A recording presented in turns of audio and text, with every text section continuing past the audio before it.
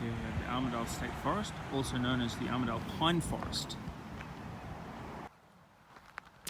This part of the state forest used to be all pine, but we had a massive hailstorm and it became unsafe, so the Armidale Council chopped it down.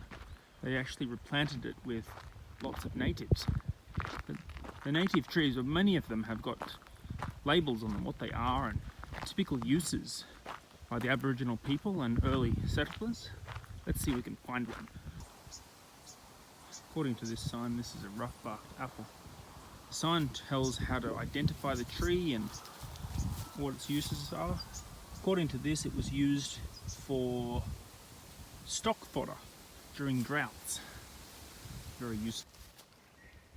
Unfortunately, a lot of these signs have been damaged by hooligans. According to this sign, I believe it's a manigum. Apparently this tree makes fantastic honey. It's also good for firewood.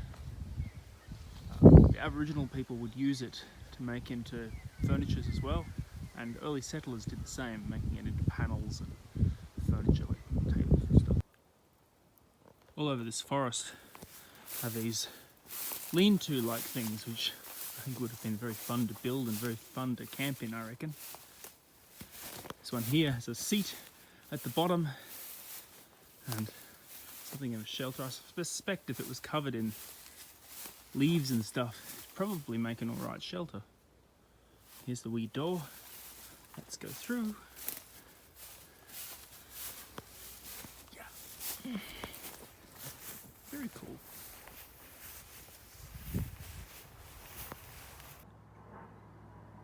Within this state forest, there are also small glades of deciduous trees. This one here I've always found rather mysterious. It's full of lean-tos and other such things, and it's very, very beautiful during autumn. Here's another one of those mysterious lean-tos I was talking about. This one here I think is possibly my favourite.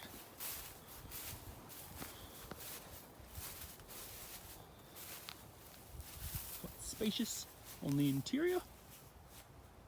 Huh. It's very cool. Over here we have another one. This here is by far my favourite.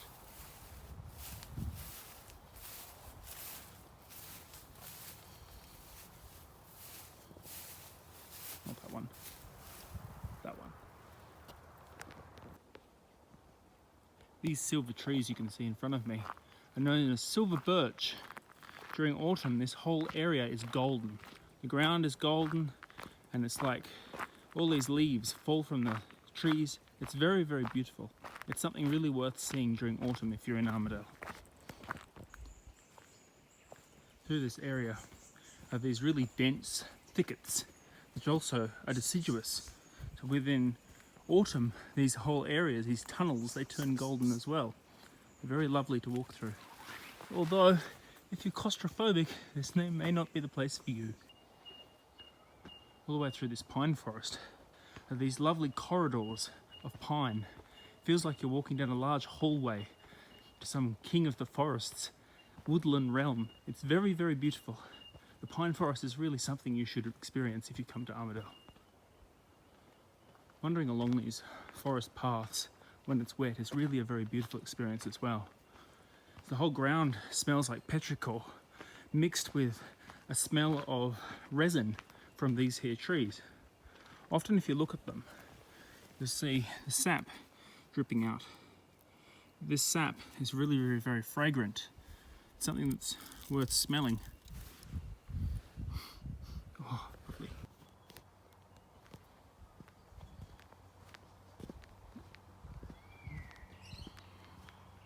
This is the pine forest.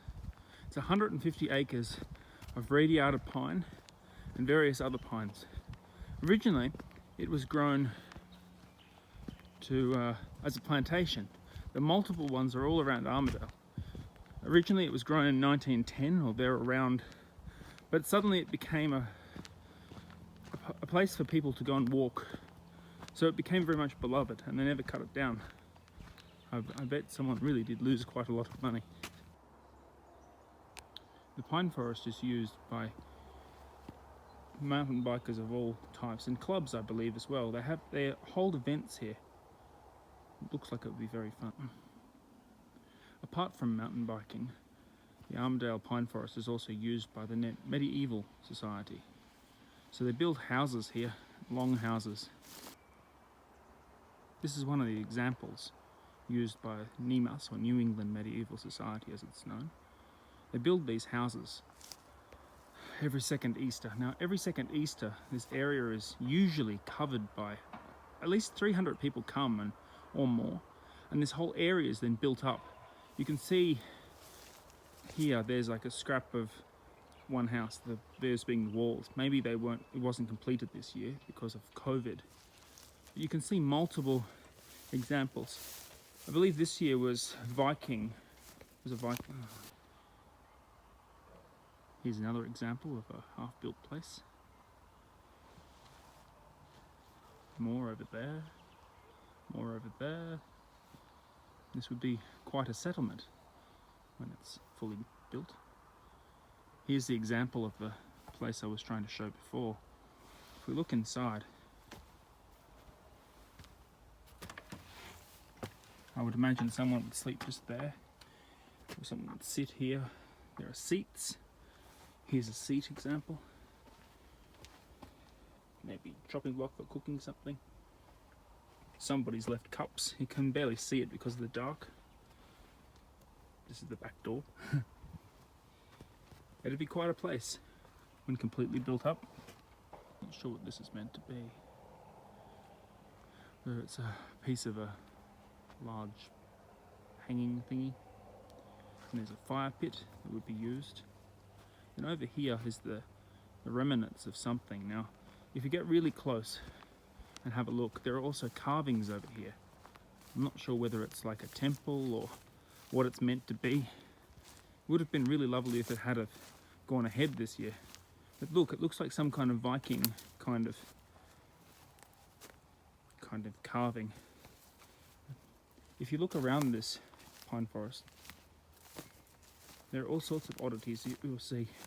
On the other side, which we'll have a look at later, is filled with cubby house-like sort of things. But whoever did these carvings was very talented.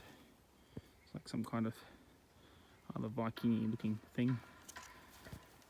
Over here, there's a carving of something that has runes all over it. I'm not really sure what that's meant to be. I see a lot of people seeing this very creepy. This one here, I think, is rather masterfully carved. It's a man with an axe.